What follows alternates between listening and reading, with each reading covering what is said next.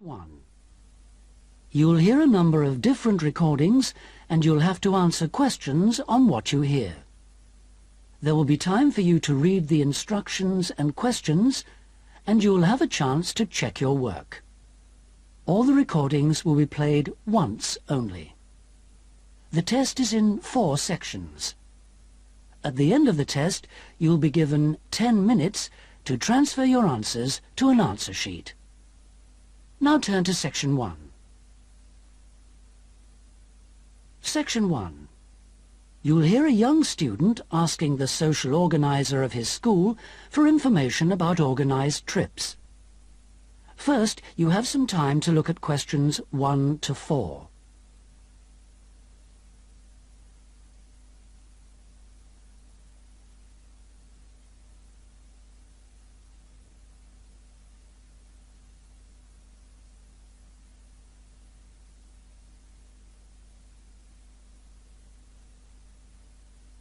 You'll see that there is an example which has been done for you.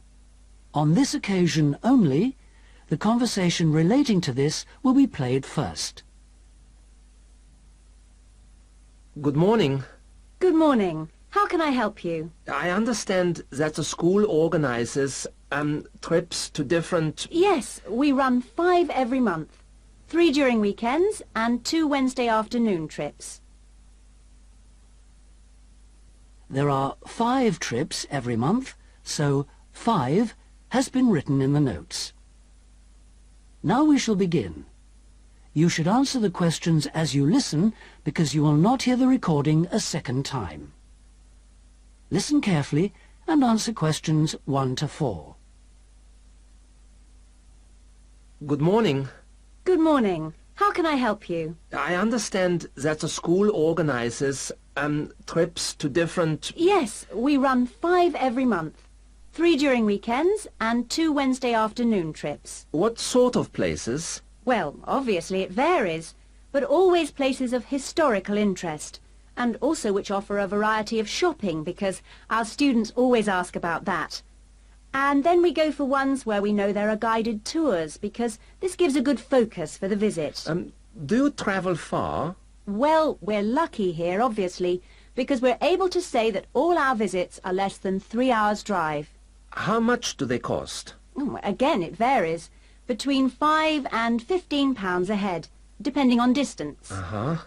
Oh, and we do offer to arrange special trips if, you know, there are more than 12 people. Oh, right. I'll keep that in mind.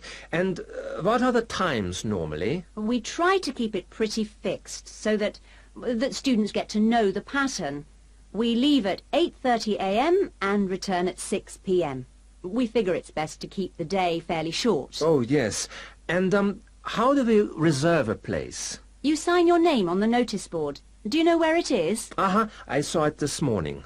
And we do ask that you sign up 3 days in advance, so we know we've got enough people interested to run it, and we can cancel if necessary, with full refund, of course. That's fine, thanks. Before you hear the rest of the conversation, you have some time to look at questions 5 to 10.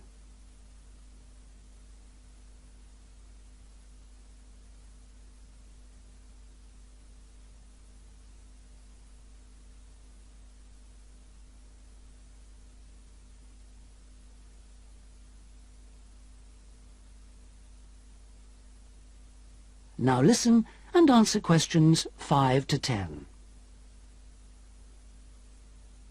And what visits are planned for this term? Right, well, I'm afraid the schedule hasn't been printed out yet, but we have confirmed the dates and planned the optional extra visits, which you can also book in advance if you want to. Oh, that's all right. If you can just give some idea of the weekend ones, so I can, you know, work out when to see friends, etc. Oh, sure. Well, the first one is St. Ives. That's on the 13th of February, and we'll have only 16 places available, because we're going by minibus. And that's a day in town with the optional extra of visiting the Hepworth Museum. All right, yeah, that sounds good. Then there's a London trip on the 16th of February, and we'll be taking a medium-sized coach, so there'll be 45 places on that. And let's see, the optional extra is the Tower of London. Oh, I've already been there. After that, there's Bristol on the 3rd of March. Where? Bristol, Bristol. Okay. That's in a different minibus with 18 places available. Oh, and the optional extra is a visit to the SS Great Britain. Okay. We're going to Salisbury on the 18th of March, and that's always a popular one because the optional extra is Stonehenge. So we're taking the large coach with 50 seats. Oh, good. And then the last one is to Bath on the 23rd of March. Oh, yes. Is Bath the Roman city? Yes, that's right. And that's in the 16-seater minibus. And where's the optional visit? It's to the American Museum. Well worth a visit. Okay, well, that's great. Thanks for all that. My pleasure. Oh, by the way, if you want more information about any of the trips, have a look in the student newspaper. Okay. Or have a word with my assistant. Her name is Jane Yentob. That's Yentob. Right, I've got that. Thank you very much for all your help. You're very welcome. I hope you enjoy the trips. That is the end of section 1. You now have half a minute to check your answers.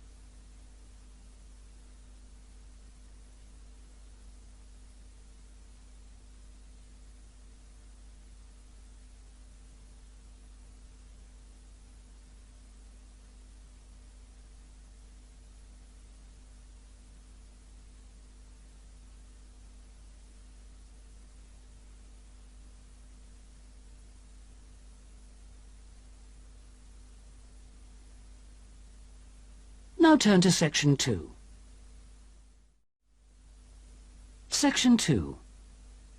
You'll hear a tour guide giving a talk about a museum centre called Riverside Industrial Village. First, you have some time to look at questions 11 to 13.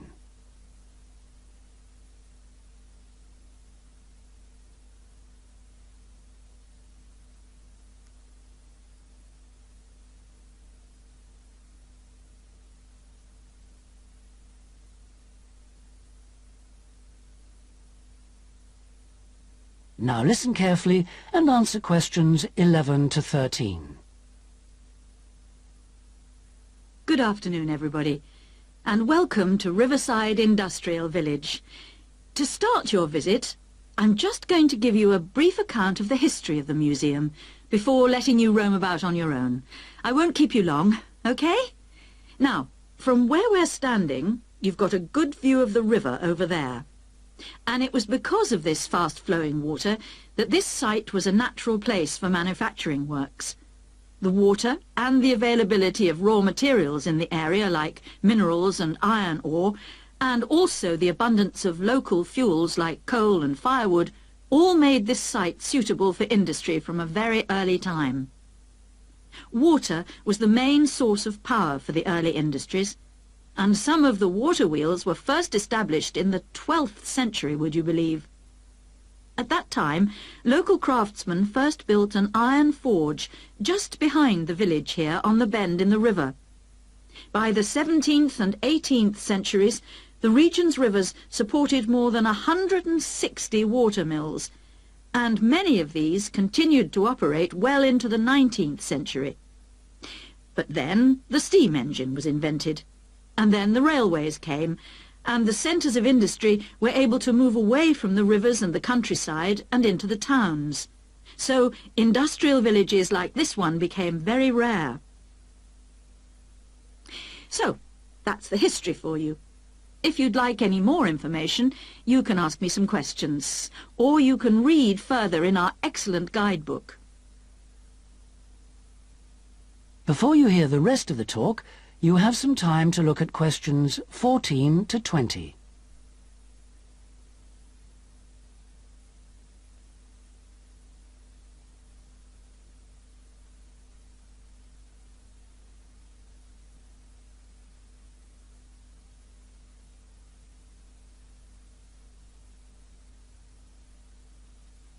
Now listen and answer questions 14 to 20.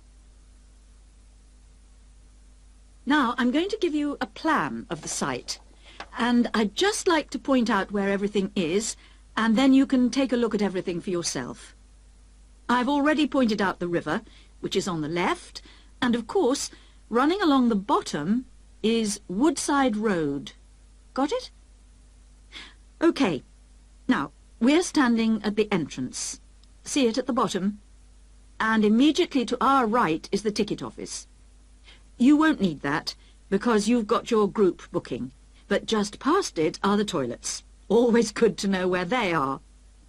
In front of us is the car park, as you can see, and to the left, by the entry gate, is the gift shop.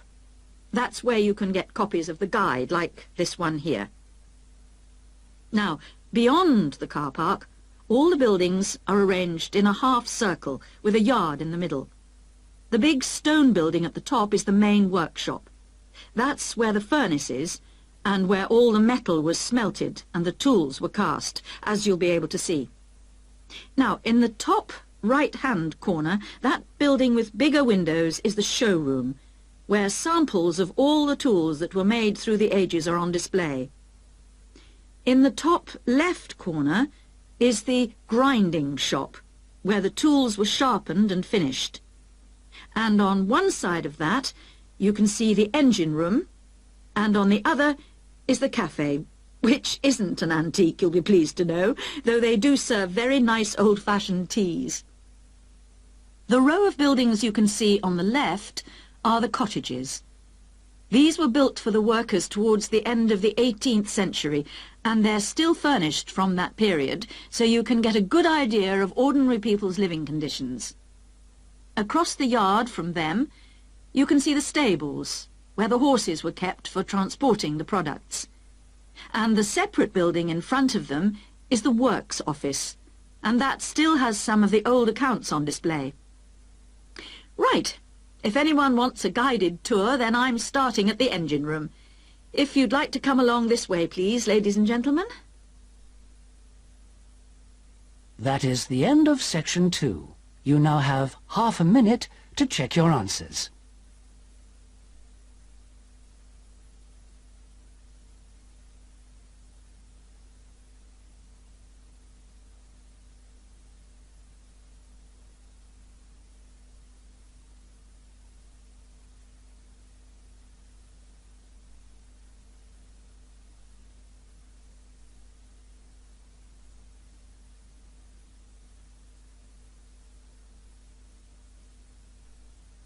Now turn to section 3. Section 3. You'll hear Melanie, a student, talking to one of her lecturers about her studies. First, you have some time to look at questions 21 to 27.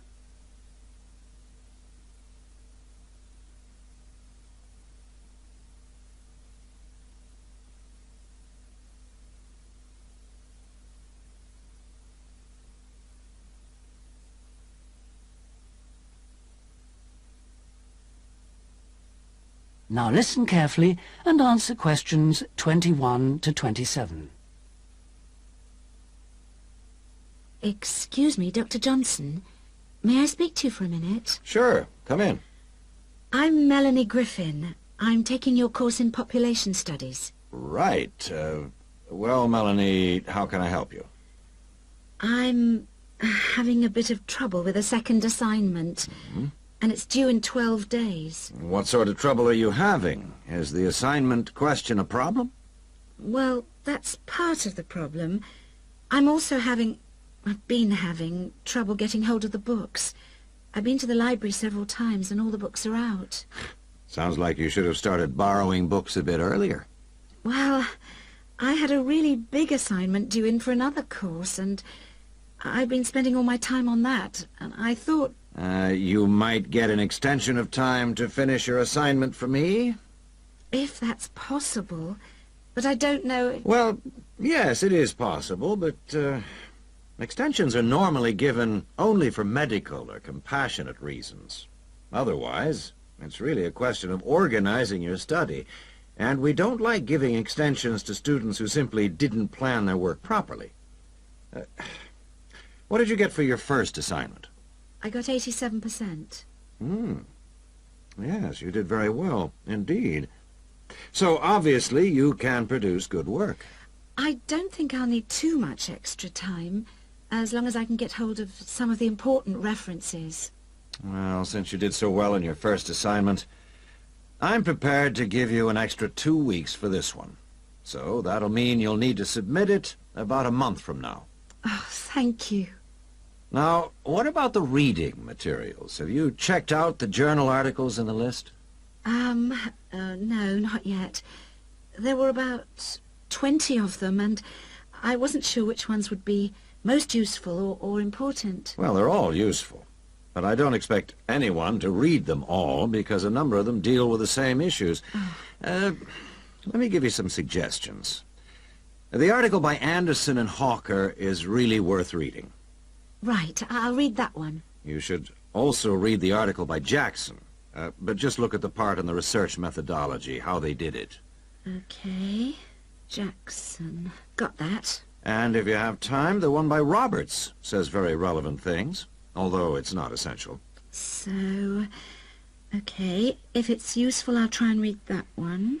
Now, the one by Morris, I wouldn't bother with that at this stage if I were you.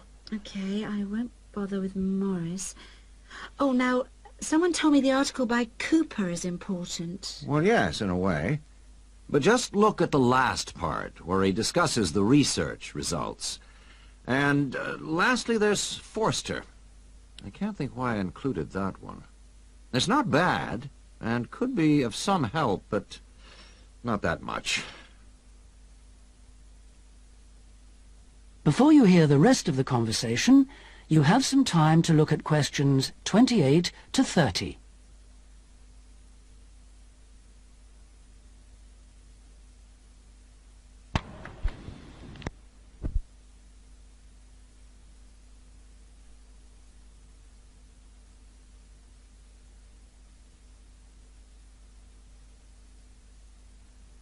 Now listen and answer questions 28 to 30.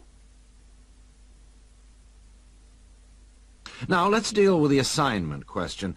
What's the problem there? It's the graph on page 2. What seems to be the problem? It's just the bar graph showing reasons why people change where they live. Well, I've got a photocopy, but the reasons at the bottom are missing. Ah, okay. Look at the first bar on the graph. Now, that indicates the number of people who move because they want more space. Oh, I see. Bar 1. Okay. Now, what about the next bar? Bar 2 is to do with the people living nearby, disturbing them. So they chose to move away to somewhere quieter. Now let's look at bar number 3. Another reason people change their place of living is because they want to be closer to the city. Okay. Proximity to the city is an issue. Now, bar number 4 refers to problems when the owner of the property won't help fix things that go wrong. In other words, the owner is not helpful, and so the tenants move out. Okay. Now, what about bar 5? Bar 5 is about those people who move because they need a bus or train to get them into the city or to go to work. Okay. And bar 6? Bar number 6 is interesting. That reason was given quite a lot. People moving because they wanted to be in a more attractive neighborhood. Oh, yes.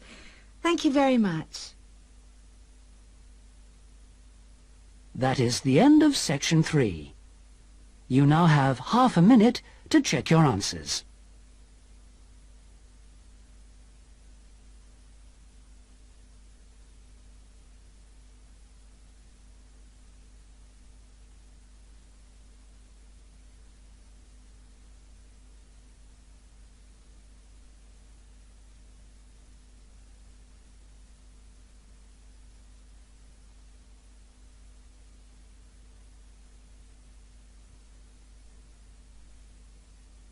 Now turn to section 4. Section 4. You will hear a talk on the subject of the urban landscape. First, you have some time to look at questions 31 to 40.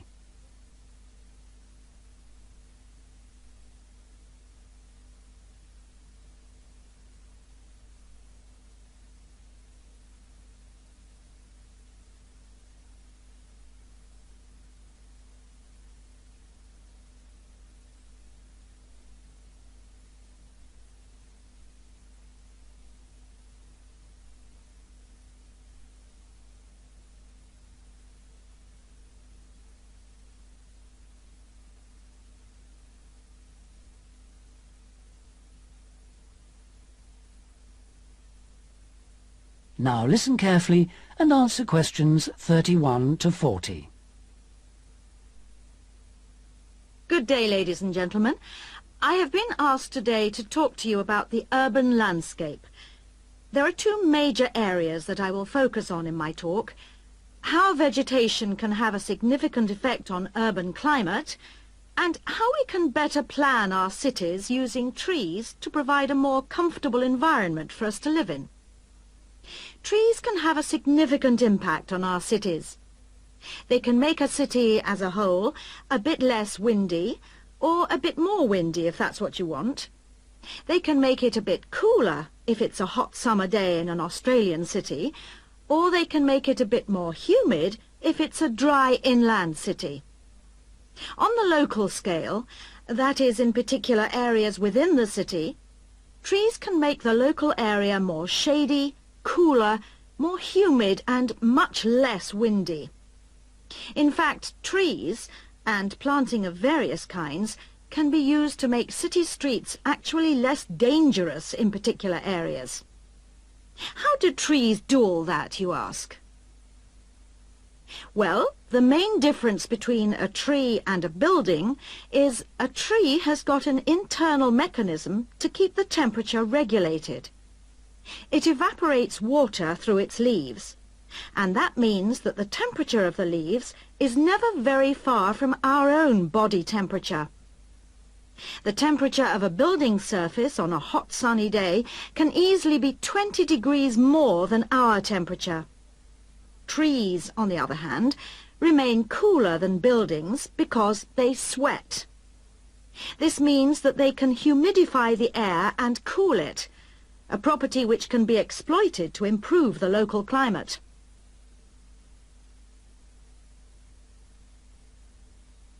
Trees can also help break the force of winds.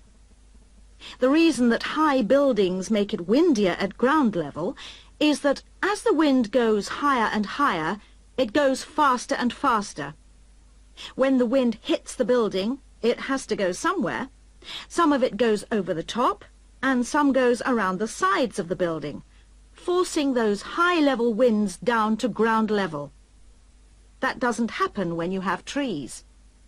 Trees filter the wind and considerably reduce it, preventing those very large, strong gusts that you so often find around tall buildings. Another problem in built-up areas is that traffic noise is intensified by tall buildings. By planting a belt of trees at the side of the road, you can make things a little quieter, but much of the vehicle noise still goes through the trees. Trees can also help reduce the amount of noise in the surroundings, although the effect is not as large as people like to think. Low-frequency noise in particular just goes through the trees as though they aren't there. Although trees can significantly improve the local climate, they do, however, take up a lot of space. There are root systems to consider, and branches blocking windows and so on. It may therefore be difficult to fit trees into the local landscape. There is not a great deal you can do if you have what we call a street canyon, a whole set of high-rises enclosed in a narrow street. Trees need water to grow. They also need some sunlight to grow, and you need room to put them. If you have the chance of knocking buildings down and replacing them, then suddenly you can start looking at different ways to design the streets and to introduce... That is the end of section 4. You now have half a minute to check your answers.